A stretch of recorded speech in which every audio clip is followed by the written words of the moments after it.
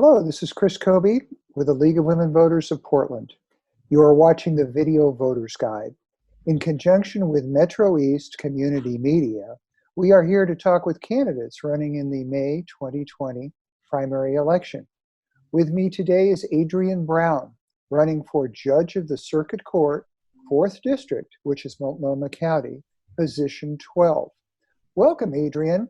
And would you please tell us a little bit about yourself and why you're running for judge and what distinguishes you from the other candidates? Sure, certainly. Thank you, Chris. So I am a mom, a veteran, and an advocate.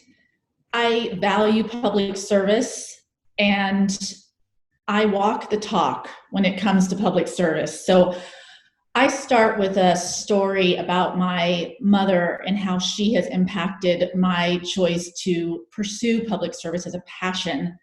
And that comes from my mom struggling to get child support for my sister and I. As a young child, she was a single mom. She was working. She was getting her graduate degree. And it wasn't until I was a teenager that she successfully was able to hold my father accountable for child support. And that was through the leadership of a judge. A judge is the one that finally gave my sister and my mom and I justice through a child support order, and it changed our lives. And so I value public service as the ability to do the right thing for the right reasons.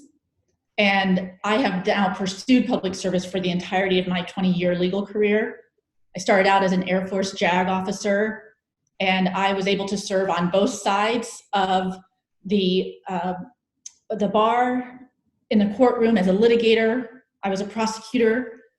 I helped prepare child victims to testify in both physical and sexual abuse. And then I was competitively selected to serve as a defense counsel. And I also got to have the honor of representing individuals who had been accused of those same crimes and then needing to cross-examine child victims as a part of my representation of my client. And so as a judge, I bring a unique perspective in having served both sides of the system and understanding the compassion that's necessary to really appreciate the humanity of each individual. My public service then extended after the Air Force. After about 7 years, I wanted to come back to the community I knew as home, and that's Portland. And I continued as a litigator with the United States Attorney's Office. And for the past 10 years, I have been a champion for civil rights enforcement in the District of Oregon. And what that means is that I have both helped individuals make sure that their rights are protected under the Americans with Disabilities Act, as well as the Fair Housing Act, as well as veterans who have employment discrimination protections. And I have also worked on systemic reform issues at the institutional and cultural level, both in the provision of community mental health services, as well as police reform. And these are issues that are thrusted before our courts. The intersection between mental illness, addiction issues, homelessness, veterans, is every day before the court. And so I am uniquely qualified to bring my experience on both having served both sides of the system, having been both a criminal attorney as well as a civil attorney, and coming before and being able to serve as a neutral to ensure access to justice for the entire community. Adrian, these are tumultuous times. What challenges have been and will be created by the pandemic to the effective and efficient administration of justice, and how do you propose to meet those challenges? Yes, so first of all, this is an extremely challenging time for people on many levels, and that cannot be overstated. I am aware that our first obligation of the court is to serve the public and do no harm in serving the public. And jurors are at the heart of our justice system. If we can't get jurors to participate, we can't have trials. We can't meet the constitutional requirements of our justice system. And so one of the first challenges is going to be, how do we now completely re-look at how jurors, how the public accesses the public court system. And this gets back to the heart of access to justice. And part of that is making sure that stakeholders have a say in that process. And I have learned this through the work I've done in the community. So both in my work on the City of Portland case and looking at police reform issues and accountability, as well as my work in the larger state context in community mental health and addressing gaps in that system. This is one of the challenges the court's going to have to meet now, which is how do we look at making sure that our system is still accessible?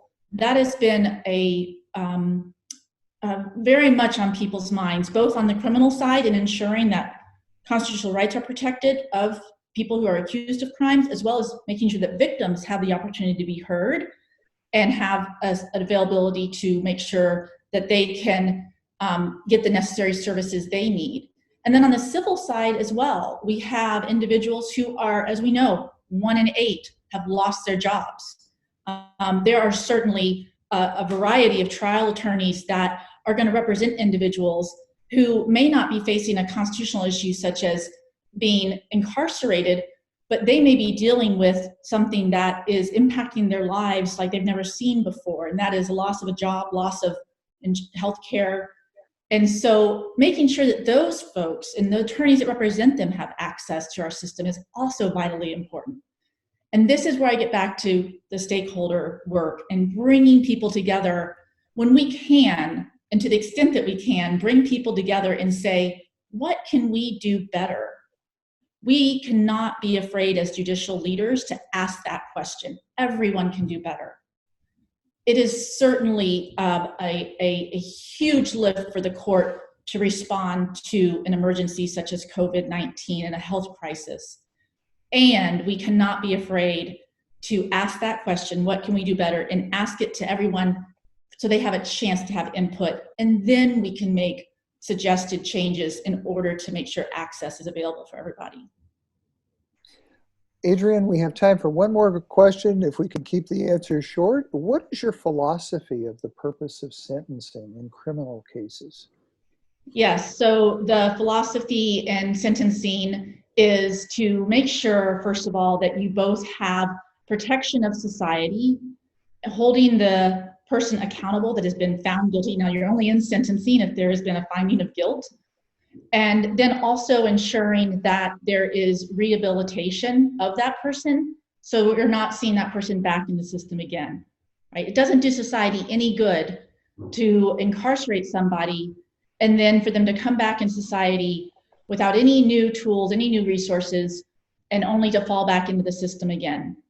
Along the same lines, if someone has underlying issues that need to be treated, then we also have to look at whether or not incarceration is the appropriate method. There may be other ways to involve sentences of individuals that can help both rehabilitate that person as well as protect society.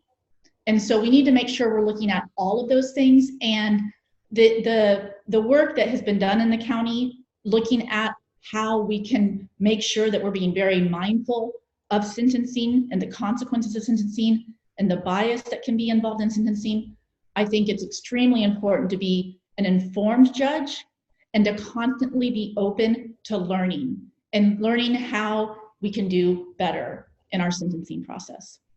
Thank you very much, Adrian. This has been the Video Voters Guide. The primary election is Tuesday, May 19. Be sure to inform yourself about the candidates and the single ballot measure on the gas tax, and exercise your right to vote. Thank you for watching.